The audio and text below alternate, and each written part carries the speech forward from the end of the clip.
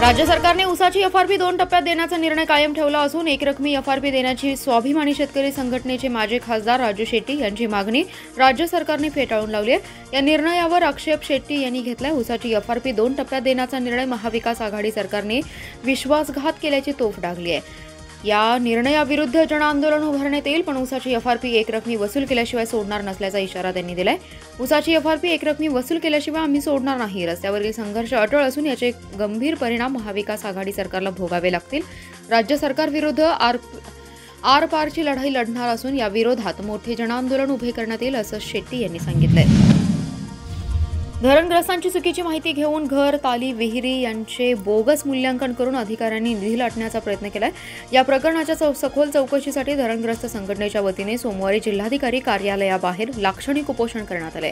सरकारकडून धरणग्रस्तांमध्ये फूट पाडण्याचे कारस्थान सुरू असल्याचा आरोप धरणग्रस्त नेते गौरव नाईकवडी यांनी यावेळी केलाय। महाराष्ट्र राज्य धरण व प्रकल्पग्रस्त शेतकरी परिषद वारणा धरणग्रस्त संग्राम संघटनेच्या वतीने जिल्हाधिकारी कार्यालयाबाहेर धरणग्रस्त नेते नाईकवडी यांच्या अध्यक्षतेखाली उपोषण करण्यात आलं। ज्या अधिकाऱ्यांनी बोगस क्षेत्र दाखवून 2 कोटी रुपयांचा घोटाळा केलाय त्या अधिकाऱ्यांची चौकशी झाली पाहिजे। धरणग्रस्तांचे प्रश्न अद्यापही कायम आहेत, मात्र धरणग्रस्तांचे सर्व प्रश्न सोडवले असल्याचा गाजावाजा केला जातोय। धरणग्रस्तांमध्ये फूट पाडण्याचं कारस्थान सरकारकडून रचलं जात असल्याचा आरोप धरणग्रस्तांचे नेते नाईकवडी यांनी केलाय। उर्वरित प्रश्न मार्गी लावण्यासाठी सांगली, कोल्हापूर आणि सातारा जिल्ह्यातील धरणग्रस्तांचे लवकरच आंदोलन उभारले जाईल असा इशाराही नाईकवडी यांनी दिला।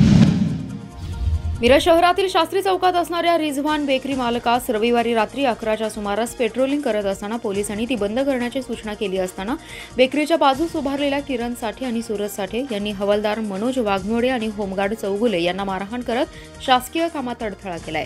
या प्रकरणी पोलीस वाघमोडे यांनी मिरज शहर पोलिसात फिर्याद दिली आहे। त्यांना पोलिसांनी दोघांना अटक केली आहे। रविवारी रात्री पोलीस हवालदार मनोज वाघमोडे आणि होमगार्ड चौगुले हे शास्त्री चौक येथे रात्री 11च्या सुमारास रिझवान बेकरी बंद करण्याच्या सूचना संबंधितांना देत होते। यावेळी बेकरी शेजारी उभे असलेल्या किरण साठे आणि सूरज साठे या दोघांना बेकरी बंद करू नकोस, आम्ही आहे असं म्हणत अर्वाच्य भाषेत वापरत पोलिसांच्या अंगावरती धावून गेले। यावेळी वाघमोडे यांना त्या दोघांना घरी जाण्याच्या सूचना केल्या, परंतु त्यावेळी या दोघांनी होमगार्ड चौगुले यांना मारहाण केली। त्यानंतर पोलीस हवालदार वाघमोडे यांच्या खांद्यावरील महाराष्ट्र पोलीस असलेले बोधचिन्ह फाडून टाकले आणि त्यांनाही मारहाण केली। वांगीसह कडेगाव तालुक्यातील एरळा आणि नांदणी नदीतील अवैध वाळू तस्करी तात्काळ रोखावी, तसेच पलूस तालुक्यात बदली होऊनही कडेगाव तालुक्यात बेकायदेशीरपणे ठाण मांडलेल्या तलाठ्यांवर कारवाई करावी। या मागणीसाठी पाणी संघर्ष समितीसह सर्व पक्षीयांतर्फे आज कडेगाव तहसील कार्यालयासमोर बोंबमारो आणि शंखध्वनी आंदोलन करण्यात आले। कडेगाव पाणी संघर्ष समितीचे अध्यक्ष DS देशमुख म्हणाले, एरळा नदीतील वाळू उपशाला हरित लवादाने पूर्णपणे बंदी घातलेली आहे। असं असतानाही कडेगाव तालुक्यात विशेषतः वांगीसह एरळा आणि नांदणी नदी काठावरील गावात गेल्या अनेक वर्षांपासून बेकायदा वाळू उपसा सुरू आहे। नदीपात्रात अनेक ठिकाणी वाळू माफियांकडून JCB, ट्रॅक्टर, डंपर आदी वाहनांच्या सहाय्याने बेसुमार वाळू उपसा सुरू आहे। महसूल विभागाने वाळू तस्करी रोखण्याबाबत तलाठी आणि मंडल अधिकारी यांची पथकेही तैनात केली, तरीही जोमाने अवैध वाळू उपसा सुरू आहे। तालुक्यात बेकायदेशीरपणे कार्यरत असलेल्या संबंधित तलाठ्यांना त्यांच्या नेमणुकीच्या ठिकाणी पाठवावं, तसेच याबाबत प्रांताधिकारी यांच्यासह महसूल विभागाने 10 दिवसात कार्यवाही करावी, अन्यथा पुन्हा तीव्र आंदोलन केले जाईल असा इशारा यावेळी देण्यात आला आहे। मिरज तालुक्यातील माळवाडी ग्रामपंचायतीस व स्थानिक शेतकऱ्यांना विश्वासात न घेता 57 एकर गायरान जमीन पुनर्वसनासाठी काढून घेतल्याच्या निषेधार्थ ग्रामस्थांनी जिल्हाधिकारी कार्यालय परिसरात उपोषण सुरू केले। गायरान जमिनीबाबतचा निर्णय मागे घेईपर्यंत आंदोलन मागे घेतले जाणार नसल्याचा इशारा ग्रामस्थांनी दिलाय। माळवाडी ग्रामस्थांच्या वतीने मागण्यांचं निवेदन जिल्हाधिकारी डॉ. अभिजित चौधरी यांना देण्यात आलं। माळवाडी हे लहान गाव आहे, गावाचं उत्पन्न अत्यल्प आहे, तर मागील काही वर्षांपासून गायरान जमिनीच्या उत्पन्नावर गावगाढा चालवण्यास मदत होते। यापूर्वीही गावातील गायरान जमीन पुनर्वसनासाठी काढून घेण्यात आली आहे, त्यानंतर पुन्हा कोणतीही सूचना न देता जमीन काढून घेण्यात आल्याची बाब निंदनीय आहे। याबाबत ग्रामपंचायतीस आणि गावात स्थानिक शेतकऱ्यांना कोणतीही पद्धतीने विश्वासात घेतलेलं नाही। गायरान गवत, जनावरांना चारा यातूनच जे उत्पन्न निर्माण होतं त्यातून गावचे विकास कामे आणि इतर कामे होतात। जमीन पुनर्वसन केल्यामुळे गावास अडचणीचं ठरणार आहे। पुनर्वसन हे चुकीच्या पद्धतीने केल्यामुळे ते तात्काळ रद्द करावं असे मागणी करण्यात आली आहे। गायरान जमिनीबाबतचा निर्णय मागे घेईपर्यंत आंदोलन सुरूच ठेवण्याचा इशारा देण्यात आला आहे। तासगाव व नागेवाडीच्या साखर कारखान्याच्या थकीत ऊस बिलासाठी सोमवारपासून ज्योतिराम जाधव यांनी तासगाव तहसील कार्यालयासमोर अन्नत्याग सत्याग्रह आंदोलन सुरू केले। मागील 1 वर्षापासून खासदार संजय काका पाटील यांच्या तासगाव कारखान्याच्या थकीत ऊस बिलाची प्रतीक्षा ऊस उत्पादक करत आहेत. मोठ्या कष्टाने पिकवलेल्या ऊसाचं बिल अजूनही मिळालं नसल्यामुळे ऊस उत्पादक शेतकरी अडचणीत सापडलाय. अनेक वेळा आंदोलन करून सुद्धा बिलासाठी तारीख पे तारीख दिली जाते. दिलेले चेक खात्यावर पैसे नसल्यामुळे वटत नाहीत. प्रशासनाकडून सुद्धा साखर आयुक्तांनी दिलेल्या आदेशाचं पालन केलं जात नाही. या प्रकारात शेतकरी मात्र हतबल झालाय. त्यामुळे थकीत ऊस बिलासाठी तासगाव तहसील कार्यालयासमोर बेमुदत आंदोलन सुरू केले. जर 26 तारखेपर्यंत बिलं मिळाली नाहीत तर तहसीलदार यांच्या समोर आत्मदहन करण्याचा इशारा ज्योतिराम जाधव यांनी दिलाय. देशातील कोणत्याही पक्षांना ओबीसींना सवलती देण्याची इच्छा नाही. प्रत्येक 10 वर्षांनी होणारी जनगणना सध्या होणार आहे. जातीनिहाय जनगणनेसाठी ओबीसींना काहीच मिळणार नाही. त्यासाठी रस्त्यावर उतरू अशी माहिती ओबीसी व्हीजेएनटी बहुजन परिषदेचे राष्ट्रीय सदस्य माजी आमदार रामराव वडकुते व ऑल इंडिया मुस्लिम समाज संघटनेचे राष्ट्रीय अध्यक्ष शब्बीर अन्सारी यांनी सोमवारी पत्रकार परिषदेत केली आहे. ओबीसी समाजाची जातीनिहाय जनगणना करावी यासाठी विविध मागण्यांसाठी समाज आक्रमक झालाय.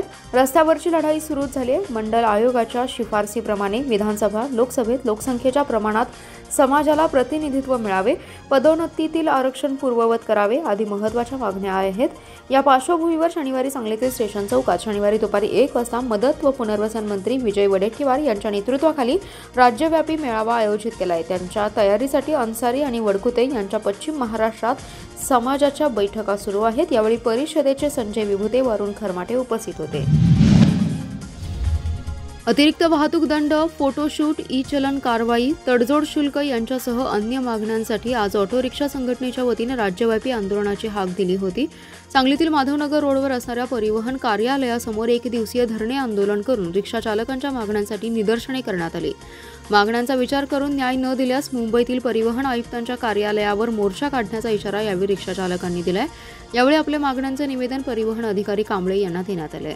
राज्य परिवहन विभागाने ऑटो रिक्षा धारकांवर दंडात्मक कारवाई सुरू केली. यामध्ये अतिरिक्त दंड, तडजोड शुल्कमध्ये वाढ करण्यात आली आहे. रिक्षाच्या फिटनेस विलंबाची प्रतिदिवस 50 रुपये घेण्यात येते. नियम मोडल्यास फोटोशूट करून ई चलन करण्यात येते. यामधून रिक्षाला वगळण्यात यावे.